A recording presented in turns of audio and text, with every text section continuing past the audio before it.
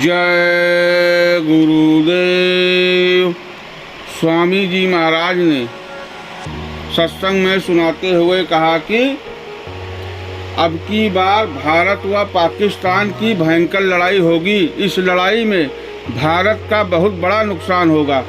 पाकिस्तान लड़ाई के मैदान में हावी हो जाएगा और बड़े जहरीले बमों का प्रयोग करेगा। भारत के कर्णधारों के होश हवास सब गुम हो जाएंगे और चिल्लाने लगेंगे कि क्या करें। कोई बताओ, ऐसी हालत में अपनी सुरक्षा के लिए विदेशों में भागने की भी कोशिश करेंगे।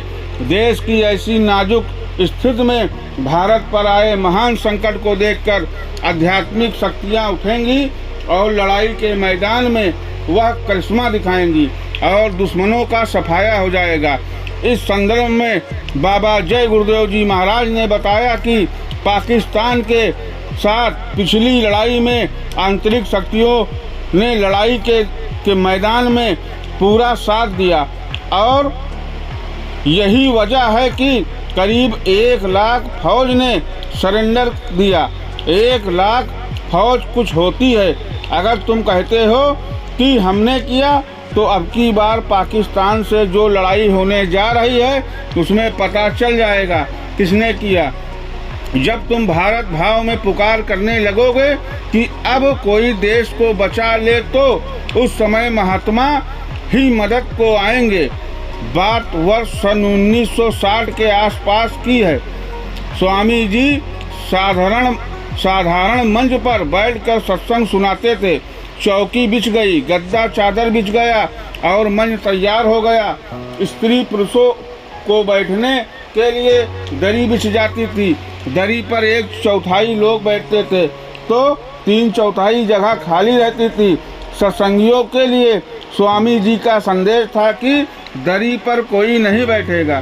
सत्संगी जन अलग जमीन पर बैठते थे। मन में बराबर उहापोह मची रहती थी कि ये कैसा आदेश है कि जगह रहते दरी पर सत्संगी न बैठे। बराबर जिज्ञासा बनी रहती थी कि किन कारणों से स्वामी जी दरी पर बैठने का आदेश नहीं देते हैं। स्वामी जी से इसके बारे में पूछूं। एक दिन मौका देखकर एक सत्संगी ने पूछ लिया कि स्वामी जी, सत्संगियों को दरी पर बैठने की क्यों मनाही है।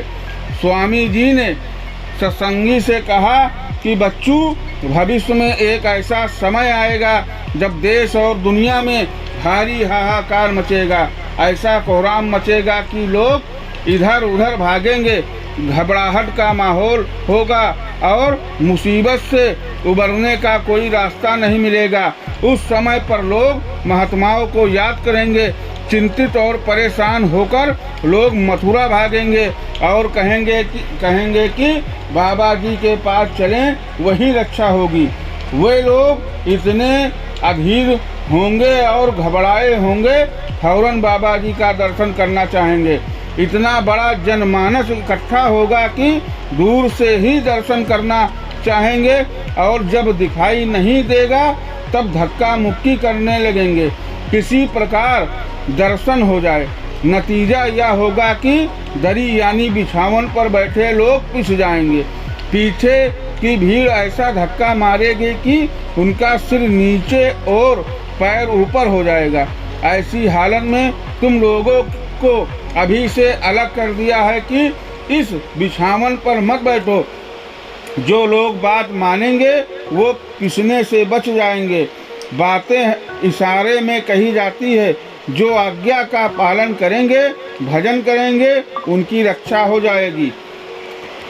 मऊ आजमगढ़ में अक्टूबर सन 1971 को सिविल अस्पताल के मैदान में एकत्रित भारी जनसमूह को संबोधित करते हुए बाबा जय गुरुदेव जी महाराज ने कहा कि मुसलमानों से कहा कि भारत की मिट्टी में पले और यहाँ का अन्न जल ग्रहण करने वाले मुसलमान केवल पाकिस्तान का ख्वाब न देखें। यह तो राम, कृष्ण, कबीर और मोहम्मद की भूमि है। यहाँ के हिंदू सबको प्यार करते हैं और तुम्हारी कब्रों और मज़ारों को भी पूजते हैं। सभी भारतवासी नर नारियों, राष्ट्रभक्त राष्ट्रभक्ति करें। जो दशा पूर्वी पाकिस्तान की हो रही है वैसा ही नरसंहार पश्चिमी पाकिस्तान में होगा। फिर पाकिस्तान का अस्तित्व ही समाप्त हो जाएगा, सब भारत हो जाएगा। तब आप कहाँ का ख्वाब देखोगे? भारत की मिट्टी में तो वह भी चीज़ें हैं जो विश्व भर में कहीं नहीं हैं। यह सदा से अध्यात्मवाद का सिरमौर रहा है। भारत के कारण ही विश्व युद्ध विभिन्न युगों में हुआ और इस युग में भी होगा। दुनिया के सारे देश मिलकर भारत पर आक्रमण करें तो भी इसको पराधीन नहीं बना सकते। अहमदाबाद में साबरमती तट पर 33 करोड़ देवताओं की उपस्थिति में तथा बाबा जय गुरुदेव जी महाराज की देखरेख में सतयुग आगमन साकेत महायज्ञ निर्विघ्न 3 जनवरी सन 1978 को संपन्न हुआ। इस बात को घोषणा देवताओं ने कर दिया।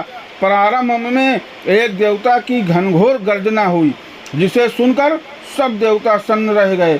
ऐसा लगा कि प्रलय हो जाएगी और सृष्टि समाप्त हो जाएगी।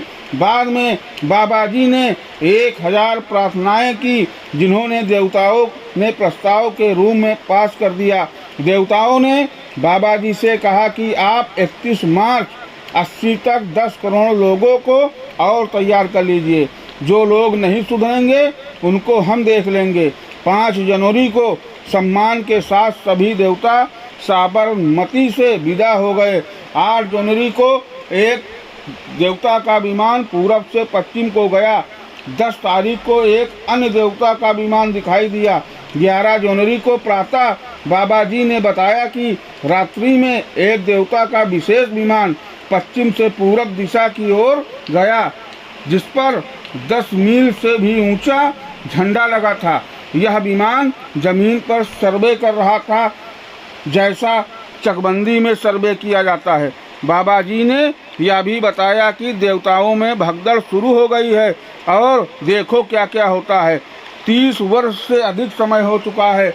महात्माओं का संकेत न मिलने पर कुदरत अब चुप नहीं रहेगी। लगता है वक्त नज़दीक आ गया है भारी परिवर्तन का, जो दुनिया में होगा। बाबा जी चुप और कभी कभी थोड़ा बहुत इशारा दे देते हैं।